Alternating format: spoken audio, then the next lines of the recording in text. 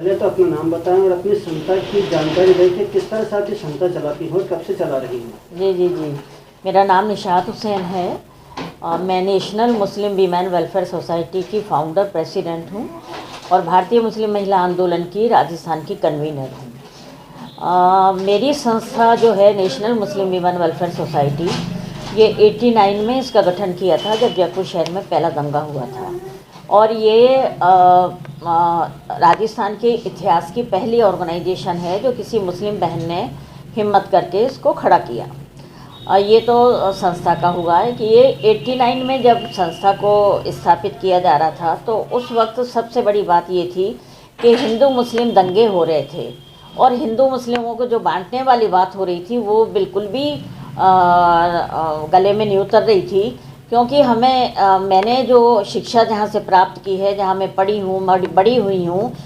करौली एक छोटी सी जगह है, वहाँ मैं जिन गोदों में पली बड़ी हूँ वो सब हिंदू गोद थी। वहाँ कहीं मुस्लिम हिंदू की बात ही नहीं थी। हिंदू मुस्लिम की बात जब आई है तो वो चीज़ बिल्कुल भी बहुत ज़्यादा उसने मुझे परेशान किया और मुझे लगा कि नहीं, अब हमारे देश में जो बंटवारे की बात हो रही है बहुत ख़तरनाक हो रही है, तो क्या हम घरों में यूँ ही बैठे रहें। हालांकि मैं जयपुर शहर की बहू हूँ, बहुत मुश्किल है एक बहू का काम कर ना निकलने के लिए, और ख़ास तौर से मुस्लिम माशरे की आज से 30 साल पहले। लेकिन मैंने सारी रिवायतों को तोड़ा और सबको ये समझा दिया अच्छे से कि देखिए, मुझे निकलना है, मुझे काम करना है, क्योंकि और कम से कम 5 साल तक हमने यही काम किया कि हिंदू मुस्लिम एकता के लिए राजस्थान में जहाँ भी कोई दंगा हुआ वहाँ पर हम गए और वहाँ पर जाकर हमने लोगों को एक जादम पे बिठाया, दोनों मज़हब के लोगों को, और उन सबको हमने ये समझाया कि सदियों से हम ऐसे ही रहते आ रहे हैं, ये राजनीतिक हलचल में आप अपने आप को बर्बाद मत करिए। वो सब वहाँ पे 5 स्टार में बैठे हैं, अपने बहुत अच्छे से बैठे हुए हैं, उनके घर का कोई आदमी लड़ने नहीं आता, ये हम लोग ही लड़ते हैं, हम ही मरते हैं, हम पे ही केस बनते हैं। तो ये ना समझी कब तक।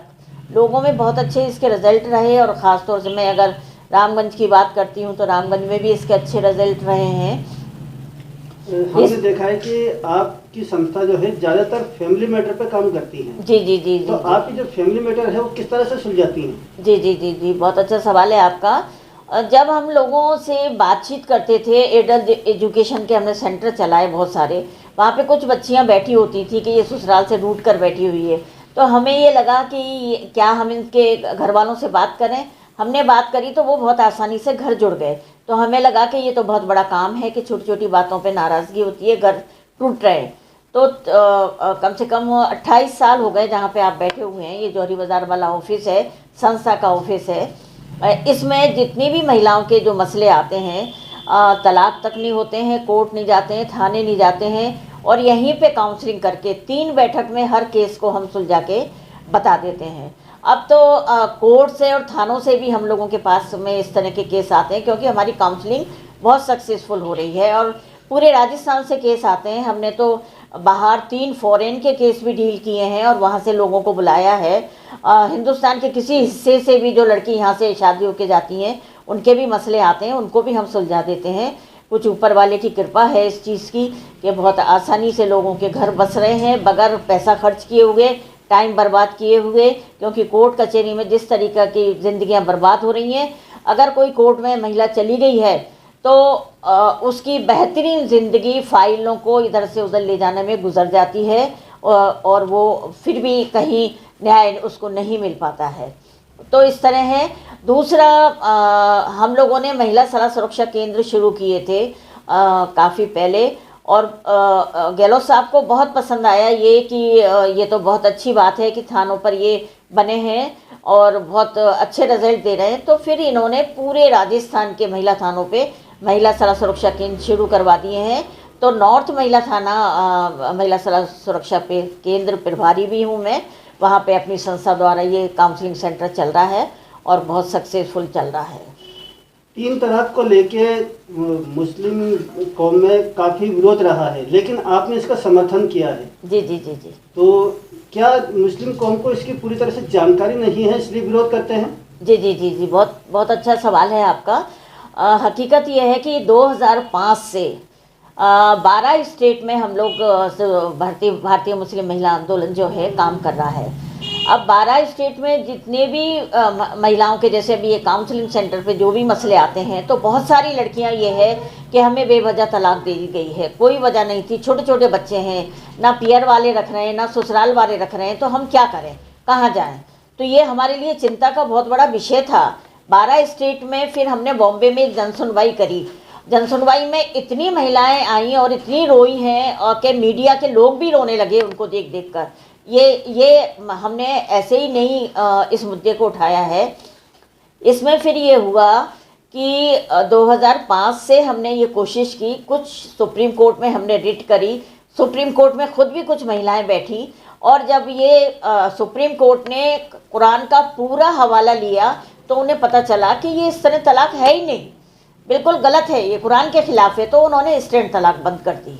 ठीक है, ये लड़ाई हम 2005 से लड़ रहे हैं। अब ये इत्तेफाक की बात है कि ये अब जिसका भी शासन होगा, कहा तो उसी से जाएगा। प्रधानमंत्री तो सबके ही हैं, चाहे वो बीजेपी से हैं चाहे कांग्रेस से हैं, वो सबके हैं, तो बात कहाँ रखी जाएगी। लेकिन हमने प्रधानमंत्री जी को बहुत सारे साइन से और एक किताब जो हमने बनाई कि इतनी महिलाएं इसमें परेशान हैं, इस पे आप गौर फरमाइएगा, क्योंकि आप प्रधानमंत्री हैं। लेकिन शायद वहाँ पे कुछ बहुत बेहतर नहीं हुआ, लेकिन सुप्रीम कोर्ट ने इसको इंस्टेंट तलाक को बैन कर दिया।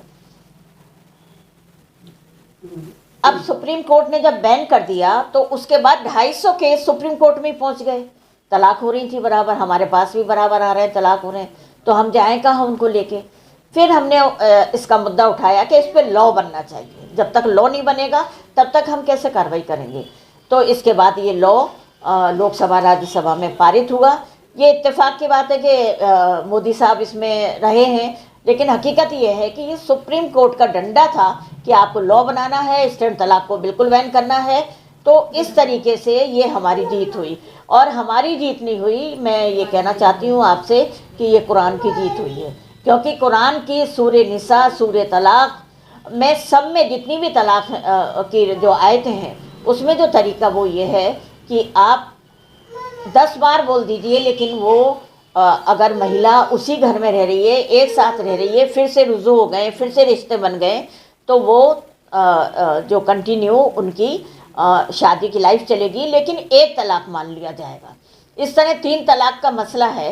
तो आप सिस्टम में तलाक बंद नहीं हुई है, तलाक का जो तरीका था, तलाक तलाक तलाक जाओ, वो बंद हुआ है।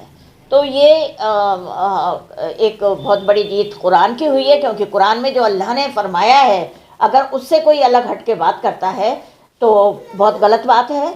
और हम जो समर्थन में रहे वो इसीलिए रहे कि कुरान की स्टडी करी हमने, और हमको पता चला कि कुरान में क्या है, और कुरान में जो है वो हमको बताया ही नहीं जा रहा है। कुरान तर्जुमे से कब पढ़ाया जा रहा है? अगर तर्जुमे से कुरान पढ़ाया जाता तो मैं समझती हूँ कि मुसलमान की हालत ही और कुछ होती। तो ये सारी चीज़ें होने के बाद अल्लाह का शुक्र है, एक बहुत बड़ा समाज में परिवर्तन आया है, लोगों में दहशत हुई है, और जो तलाक के मसले बहुत ज़्यादा आ रहे थे वो नाम मात्र को हैं, और दे भी देते हैं तो थाने पे जाके बदल जाते हैं कि साहब हमने दी नहीं है। क्योंकि इस लॉ में ये है कि अगर आपने तलाक दे दी और प्रूफ हो गया तो आपको 3 साल की सज़ा होगी, और 3 साल की सज़ा में भी औरत उसी घर में रहेगी, उनके घर वाले उसका खर्चा उठाएंगे और उसकी पूरी देखभाल करेंगे। तो इसलिए ये बहुत बेनिफिट हुआ है। हमने मुस्लिम पर्सनल लॉ बोर्ड से बात करी, हमने उनको बहुत सारे लेटर भेजे, बहुत कहा उनसे कि माशरे में कुछ गलत हो रहा है, इस पे आप सवाल खड़े करिए, इस पे कुछ तब्दीली लाइए, लेकिन उन्होंने नहीं सुना। फिर हमने दिल्ली में एक बहुत बड़ा सेमिनार किया, जिसमें जामिया से पॉलिटिशियंस, बड़े बड़े लॉयर, बड़े बड़े सामाजिक कार्यकर्ता, जमात-ए इस्लामी हिंद के सलीम साहब सब मौजूद थे उसमें। और हमने ये पीड़ा रखी कि 12 स्टेट की ये किताब शाया की है हमने, इसको पढ़िए, आप बहुत दिक्कत में हैं महिलाएं। तो हमारी बात को कुछ नहीं समझा गया, मजाक बनाया गया और कहा ये 5 औरतें क्या कर लेंगी।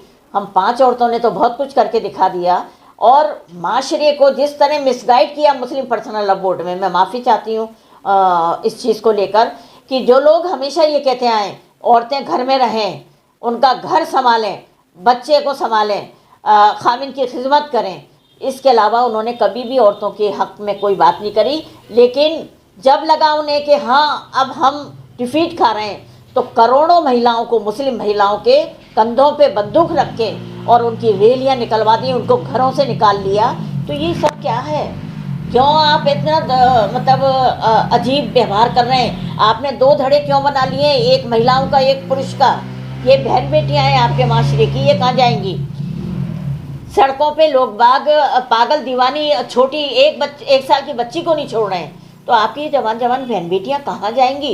ये माशरा नहीं सोचेगा तो कौन सोचेगा? अगर हम सोचते हैं तो हम बहुत ख़राब हैं, तो ठीक है ख़राब होंगे, हमें कोई दिक्कत नहीं है। हम पे इल्ज़ाम लगाए ये आरएसएस की औरतें हैं, ये बीजेपी की औरतें हैं, ये उनके गोद में बैठ गई। हमने कहा बैठ गए, तुम बिठा लो अपनी गोद में, क्या दिक्कत आ रही है?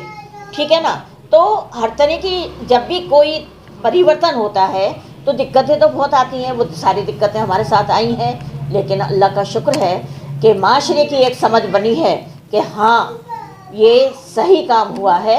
अब जो भी लोग आते हैं जिनकी बच्चियों के मसले होते हैं, वो खुद चाहे वो पढ़े लिखे हैं या कुरान के जानकार हैं, वो सब ये कहते हैं कि साहब आपका कदम बहुत सराहनीय रहा है। अब वो स्वीकार करने लगे हैं। तो ये हम लोगों की एक कुरान की और हम लोगों की मेहनत की जीत है।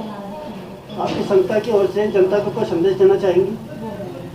मैं जनता को यही संदेश देना चाहती हूँ कि देखिए, सबसे पहली बात तो ये है कि औरत और मर्द को कुरान में बराबर के हुकूक दिए गए हैं, कहीं भी कम नहीं है, बराबर समानता की बात की गई है। और अगर अल्हम्दुलिल्लाह अगर हम बात करते हैं इस बात की कि औरत को और भी रुतबा दिया है, तो जन्नत मेरे पैर के नीचे ही दी है अल्लाह मियाँ ने, आदमी को नहीं दी है। तो ये सारी चीज़ें हैं। तो हम यही कहना चाहते हैं, चाहे हम किसी भी मज़हब की बहनें हैं, हमारी एक ही जात है कि हम औरत हैं। तो मैं सभी को ये मैसेज देना चाहती हूँ, ख़ास तौर से कोई मुसलमान बहनों को ही नहीं, कि देखिए अपनी ताकत को पहचानिए, अपनी हिम्मत को पहचानिए और संगठित होकर जुल्म के ख़िलाफ़ आवाज़ उठाइए, जुल्म मत सहिए। हम जैसे लोग बैठे हैं आपकी पूरी मदद करेंगे। तो ये मेरा कहना है आपसे।